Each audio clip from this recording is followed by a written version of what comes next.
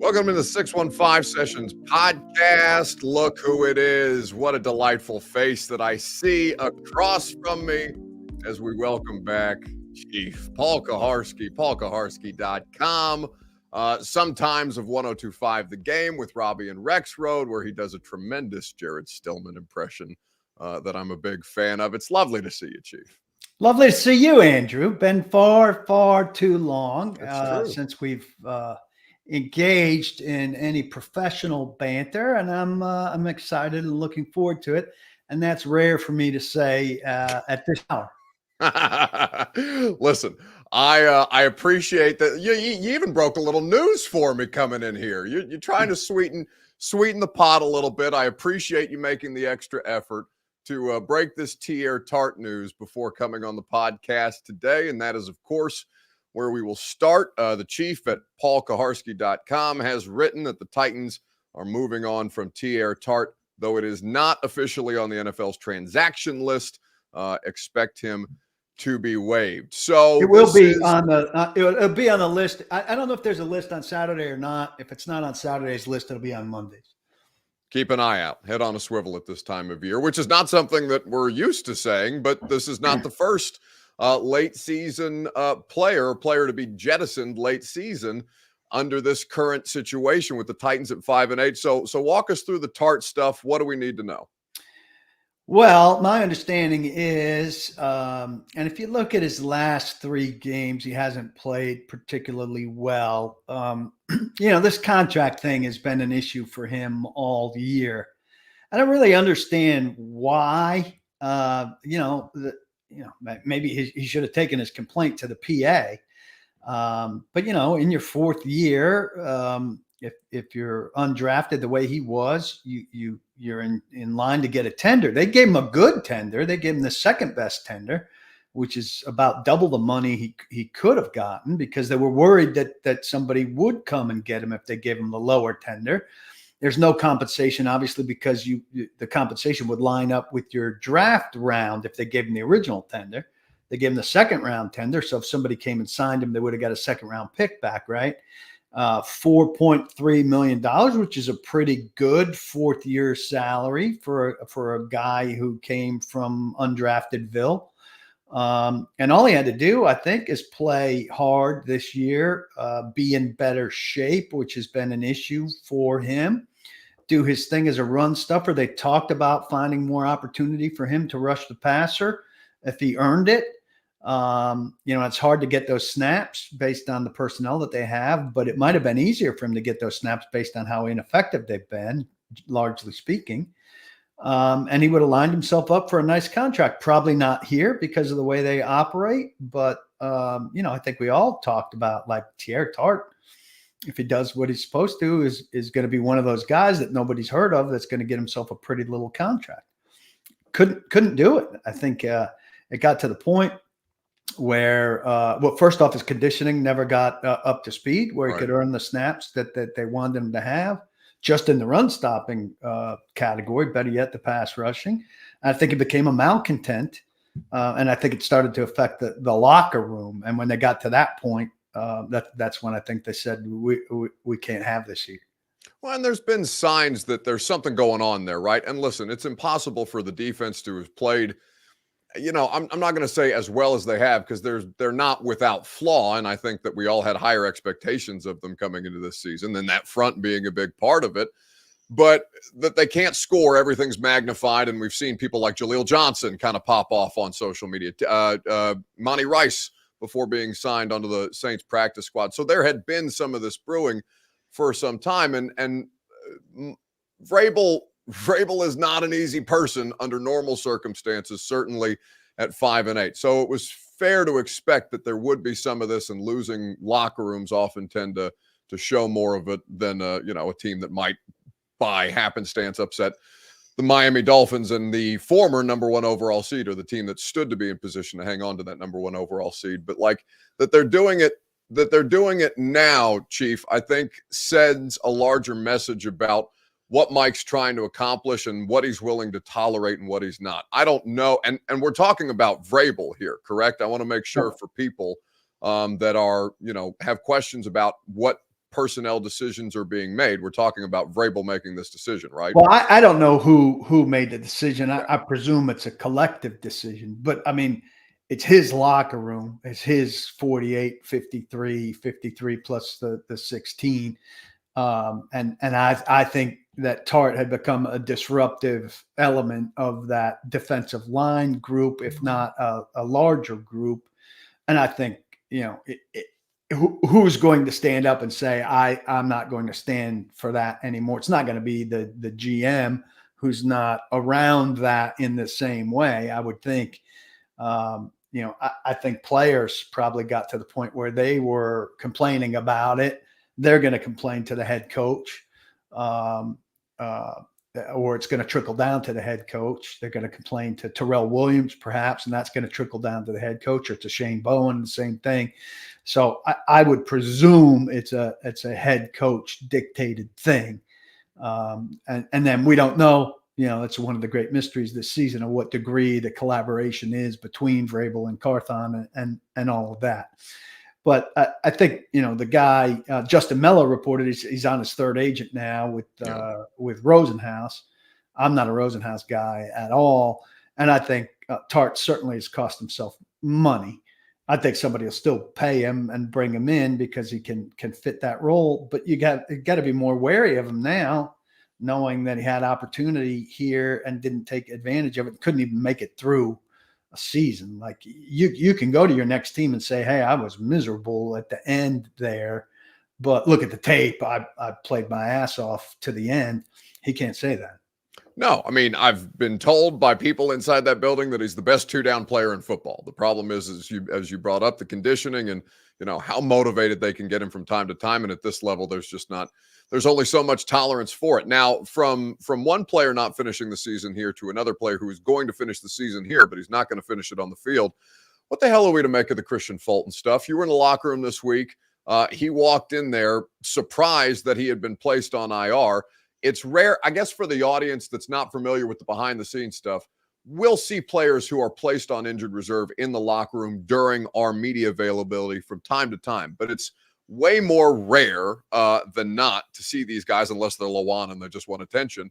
But I think that with Fulton, having seen the video that you guys put out collectively of kind of asking him about his future and things like that, and him saying, listen, I just found this news out myself, as a matter of fact, and deferring back to Vrabel, we know it's been a nightmare year for Christian Fulton, and a hamstring injury to end it, to put him on IR, is a disaster, but that he planned to come back and try and play through it in a contract situation, and that somebody's, above collaborative decision, coach's decision or otherwise, is shutting him down for the year.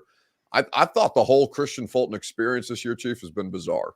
Yeah. I mean, it's not unusual for a guy as he goes on IR to talk one time about, the experience. I think it was an awful quick turn for him. He probably found out 5 minutes before he talked to us. He's a little bit, I don't want to say he's not self-aware, because he's been stand up when he's had some bad games, and there've been plenty of them. He stood up and talked about it, but he also called himself one of the best corners in the league, going forward, which fans had a field day with. I think Christian Fulton will find another job for sure. Maybe he's like a Dory Jackson and he goes somewhere and is a slightly better than serviceable corner for a team and has a, extended career. If he can get control of the hamstrings, and somebody asked him, like, has this all been one hamstring? He's like, no. This has been both hamstrings. I've been bouncing back and forth here with this injury problem. Look, it's just another one of these Titans guys who just hasn't worked out. And he's a likable guy. It's hard if you're talking to him and he's being, pretty candid about things being up and down to feel the venom that the fans feel for him and all of that. But it's just been too many Sundays where he's been too undependable.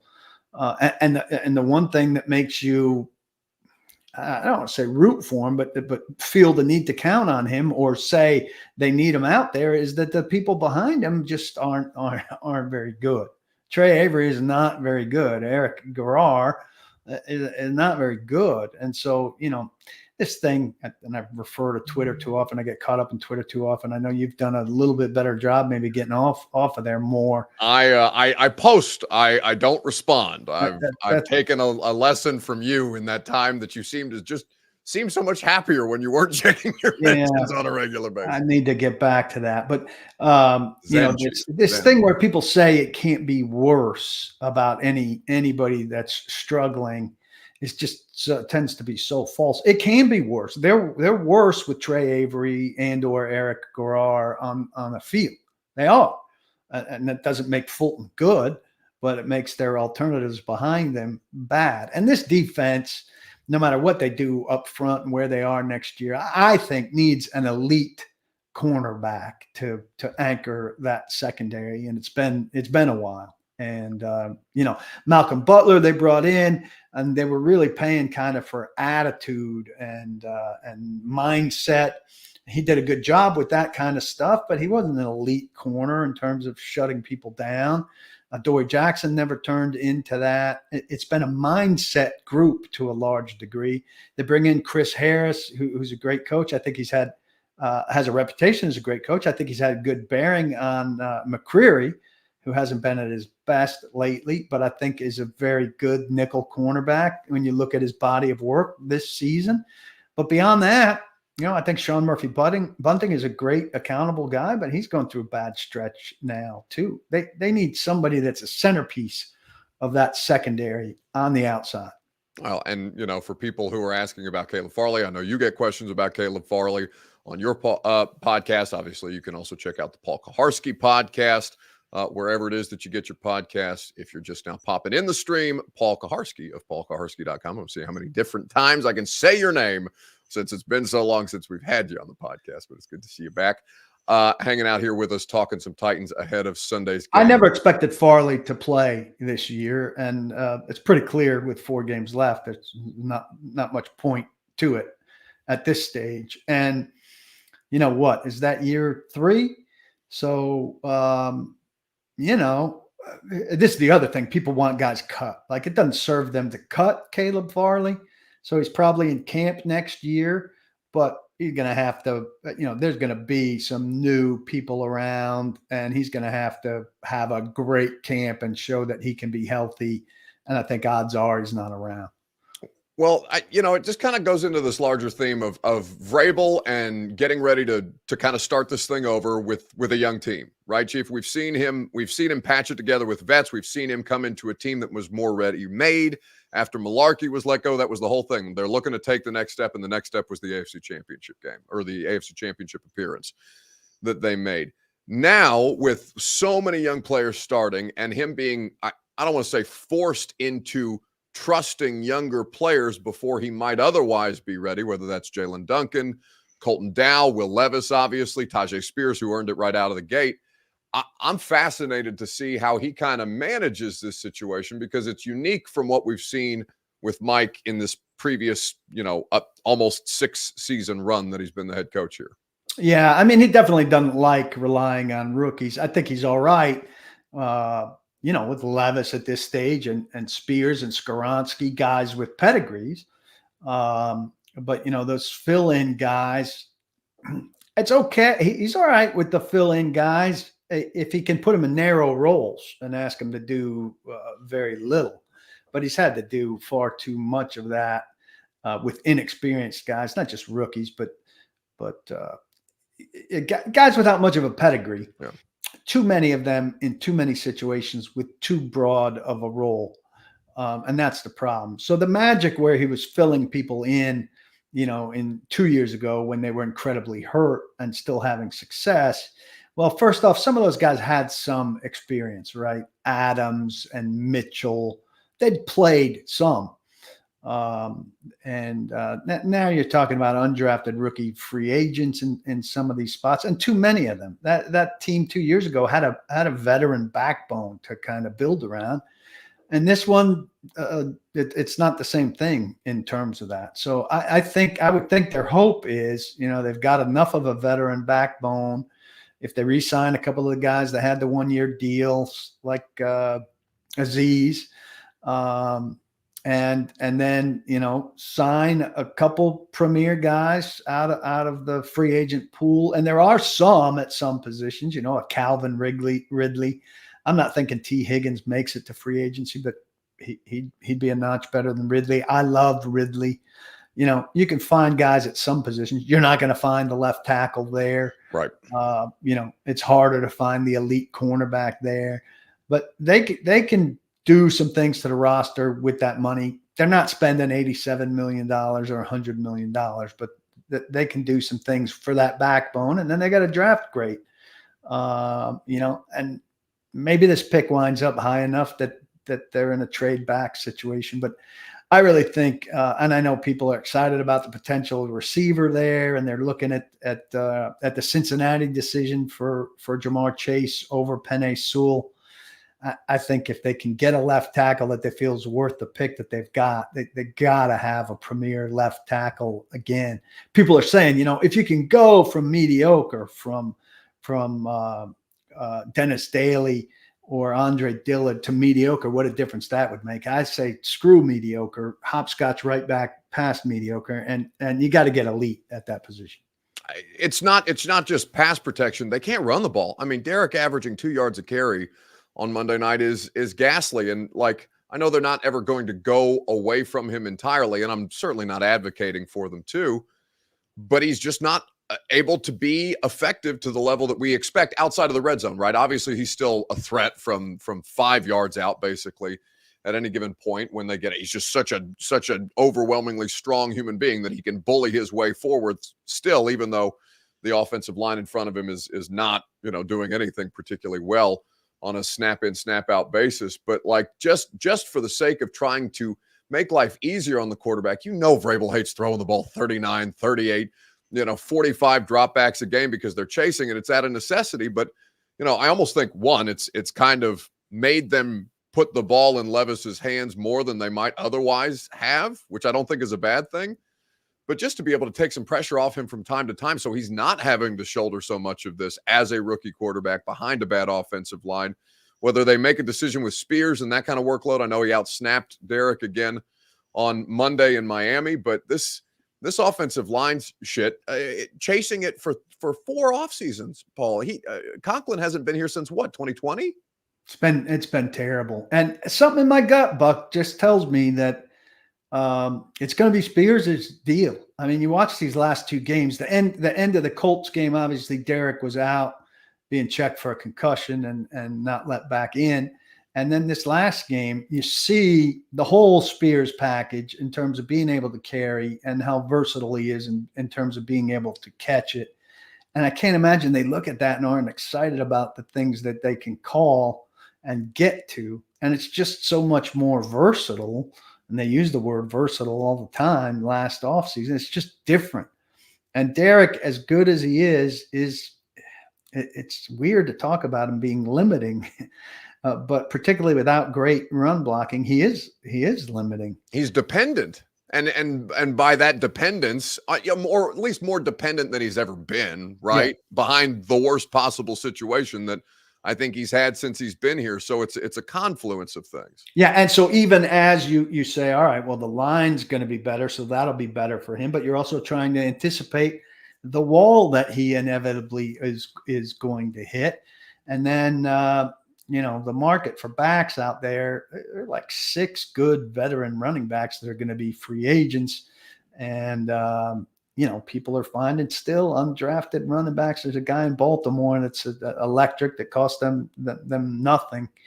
I won't be surprised if Derrick Henry situation isn't settled until, after the draft in maybe June or July. Yeah. I mean, it's definitely trending that way.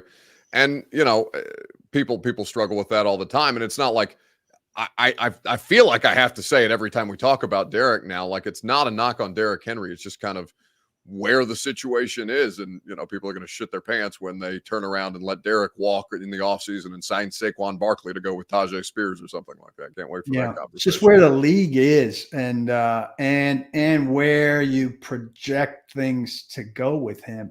But it's going to be weird. I mean, he's 2 touchdowns away from 12. He's going to wind up with, 12 or 1,300 yards, maybe those things don't mean what they used to mean, and you got to project ahead also.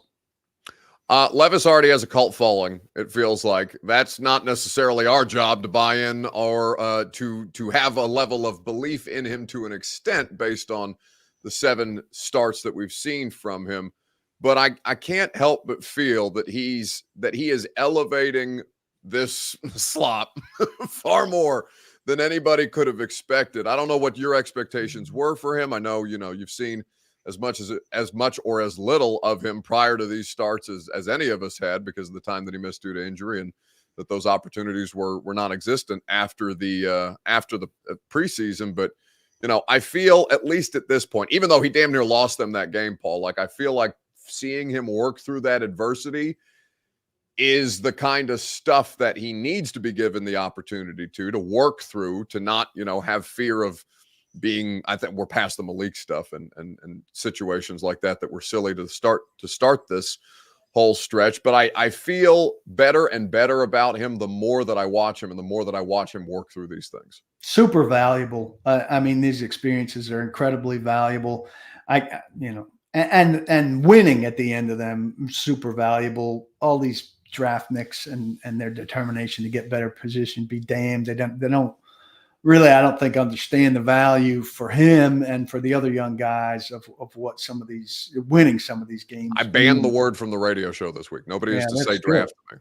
That's good. I think, look, I had doubts about him coming in, but I'm no draft nick. I had questions about the accuracy and the decision-making. The decision-making's been better than I would have anticipated. And the accuracy, while it's not great, he's got the longest average average distance per target in the league. So you're going to be less accurate with that. He's had a lot of drops. This team doesn't catch the ball well, which is a big disappointment. And I thought that inaccuracy would result in interceptions, and his interception rate is excellent, even with that bad pick six this in Miami. So, I think there's a ton to be encouraged about. I think, the arm's absolutely electric. The ability to throw without his base being, perfect is exactly what you want. I like the fact that he's run more the last couple of weeks. Obviously can't take the hits like he's taking, but those snaps are super valuable to bail you out of some troublesome situations. And I think he's got quarterback personality, by leaps and bounds. Oh, please don't let them beat that out of him, Yes. Whether it's the PR staff or anybody else. Please, God, Paul. He's the best one we've seen. And I'm not just talking at the podium, where he's terrific and quotable and fun and engaged, which is terrific. But, everybody's made a big deal out of how he came to the sideline after the second touchdown that put them ahead, with the, veins popping out and the screaming and all that. And look, there are different meters you set, and you don't need that if you're Joe Montana with all of the other stuff that Joe Montana had. But in his mix of personality, I think it's terrific and it's contagious. And this team, minus A.J. Brown and minus Taylor Lewan, and Mike Herndon was the one that articulated this best and earliest, really didn't have much going for it offensive personality-wise in terms of juice. DeAndre Hopkins is a fantastic player, but he's very, very low key. And I think you need some guys who are turned up to 11. And if it happens to be your quarterback, well, that's super contagious. You put it in everybody's veins. And I think they've got that guy for sure. And there's no doubt about who the quarterback is opening day next year. And that's a pretty good feeling for a team that's bad. No, he's out there giving them the war cry, right? He's, not that I think football and like war terminology get crossed over too often for my liking, but like this dude is legitimately going out there for a fight in ways that is palpable. We talked about, it factor is such a lame way to talk about quarterback evaluation. Are you wearing some sort of Santa suit, or is it just a red sweater? No, it's Indiana. Hoosiers. Oh. It's okay. I'm not going to pan down. I'm not wearing pants while I do I don't want to shock the audience. But I don't know what they have you doing at the station, and I know you're not beyond wearing a Santa suit without the station asking you. Well, You'll listen, probably wear one next week, right? if the most clickbait thing I've done this week is put you on the podcast, so I'm not above many things. That's for sure. Well, no, you're getting clicks. We know that. We know that. Absolutely. Well, if you want to click on something that is well worth your time, everything available to you at paulkaharski.com, the Paul Kaharski podcast, where the chief is writing, where they've got Mike Herndon cranking out evaluation articles, certainly at this time of year, and where you can recap the game with Blake Bedingfield after the fact. All kinds of good resources. And in fact, $3 cheaper a month than my cup of coffee today. I was shocked. That's outrageous. And that's why I don't drink coffee. Also, you could go to Zen Sports. Can I plug that? You go to Zen Sports, download sure the can. app. There you go. We're that. all partners with Zen Sports. Go to Zen Sports. Use TN Paul instead of Bucks code. Make a $10 bet and you get a free year's membership to paulkaharski.com. Look at that. He comes on here just to lobby against the promo codes. My promo code versus yours, Chief. It's good to have you back. Paul. It's good to have you on the podcast, bud. Thanks. It's good to be back. Is that it? Are we done? That seems relatively short. I can't see the clock. 25 minutes? Is that all you get? 25 minutes. My pod this week was 40 minutes and PK, a positive PK was on. And he thinks that Traylon Burks is, despite his current struggles, the next Jerry Rice. Please tell me that you're debating yourself the positive version on your podcast now. Yeah, I have positive PK, an actual person on. He took some time off from feeding the homeless to come on and tell me how I'm so negative about the Titans and correct me on everything. It must have been a different PK. He says that he's not been as high on any member of the Tennessee Titans as he is on Traylon Burks since Isaiah Wilson. Excellent. Well, that is truth to power and speaks to this team's just impeccable run of first-round draft picks over the course of the last 4 years. 25 minutes is not all you get. It's a Friday at 3:30. I figured I had set up a lot more time than this, so I'm gonna catch a snooze. Go do it. Take a nap. You did well to report on the Teair Tart situation again, which you can read at paulkaharski.com, because God knows I haven't said this man's name enough. Get the hell out of here. Enjoy your Friday. You mentioned it more than I do during my own podcast.